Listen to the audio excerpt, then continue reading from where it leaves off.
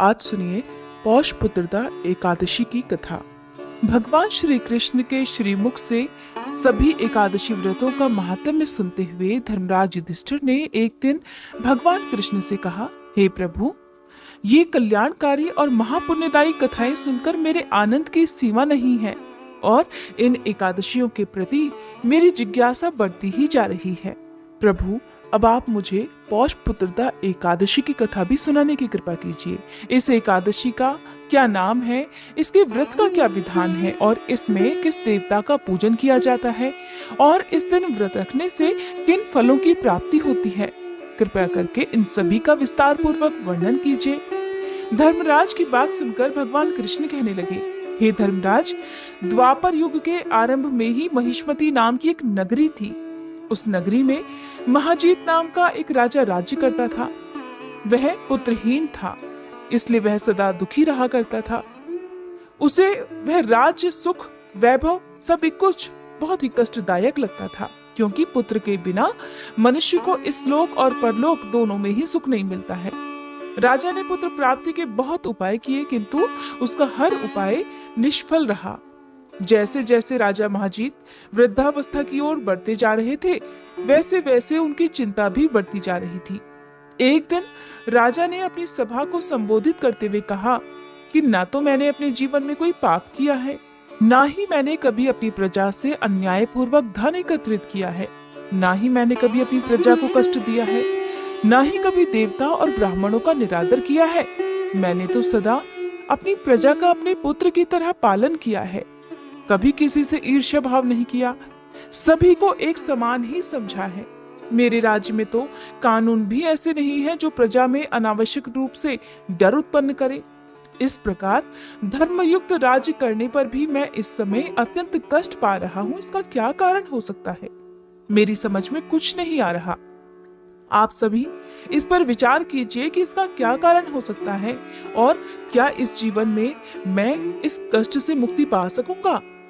राजा के इस कष्ट के निवारण के लिए उनके मंत्री आदि वन को गए, ताकि वहां जाकर किसी ऋषि मुनि को राजा का दुख बताकर कोई उपाय ढूंढ सके।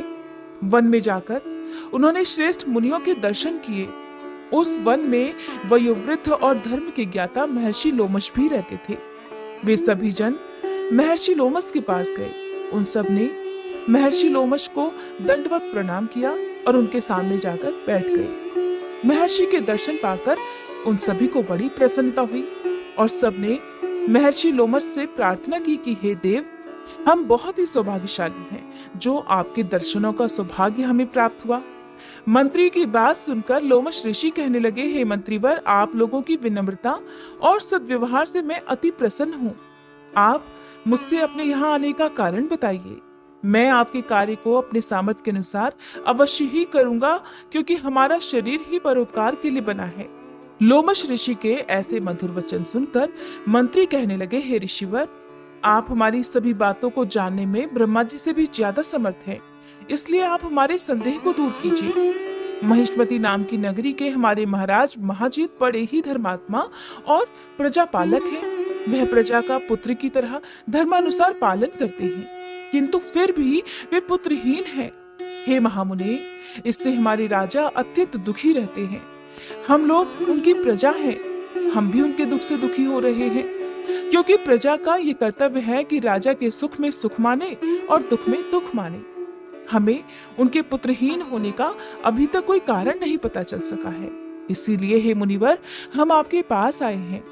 अब आपके दर्शन करके हमें पूर्ण विश्वास है कि हमारा दुख अवश्य ही दूर हो जाएगा, क्योंकि महान पुरुषों के दर्शन मात्र से ही प्रत्येक कार्य की सिद्धि हो जाती है।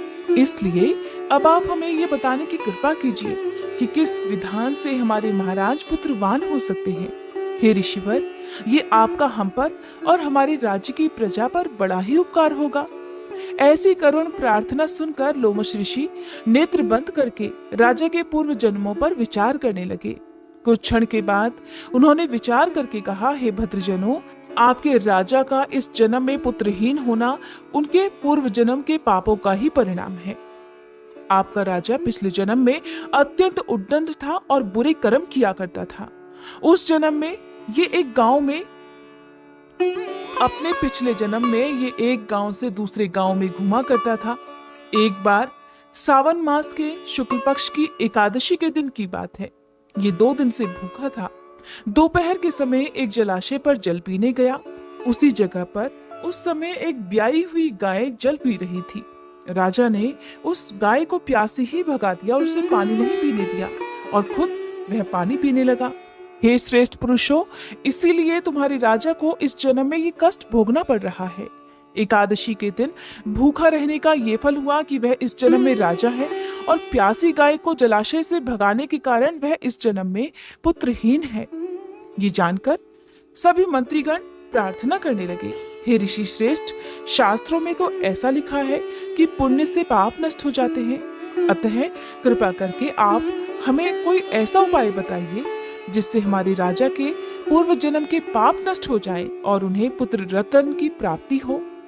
मंत्रीगणों की बात सुनकर लोमश ऋषि कहने लगे, हे भद्रजनों, अगर तुम सब प्रजाजन मिलकर पौष मास के शुक्ल पक्ष की पुत्रदा एकादशी का व्रत करो और रात्रि जागरण करो और उस व्रत का फल राजा को दान कर दो, तो तुम्हारे राजा के यहाँ अवश्य ही पुत्र उत्पन्न होगा। राजा के सभी कष्टों का और पापों का भी नाश हो जाएगा। इस उपाय को जानकर मंत्री सहित सभी ने महर्षि को कोटि कोटि धन्यवाद दिया और उनका आशीर्वाद लेकर वे सभी अपने राज्य में वापस लौट आए। फिर उन्होंने लोमश ऋषि की आज्ञा अनुसार पुत्रदा एकादशी का विधान पूर्वक उपवास किया और द्वादशी तिथि को उसका फल अपने राजा को दे दिया। इस पुण्य के प्रभाव से रानी ने जल्दी ही गर्भ धारण किया और 9 माह बाद एक अत्यंत तेजस्वी पुत्र को जन्म दिया। हे धर्मराज, इसीलिए इस एकादशी का नाम पुत्रदा पड़ गया। पुत्र प्राप्ति की इच्छा रखने वाले भक्तों को संयम पूर्वक इस व्रत को रखकर व्रत की कथा अवश्य ही पढ़नी और सुननी चाहिए। ये थी पौष पुत्रदा एकादशी की कथा। उम्मीद करती हूँ ये वीडियो आपको पसंद आई होगी।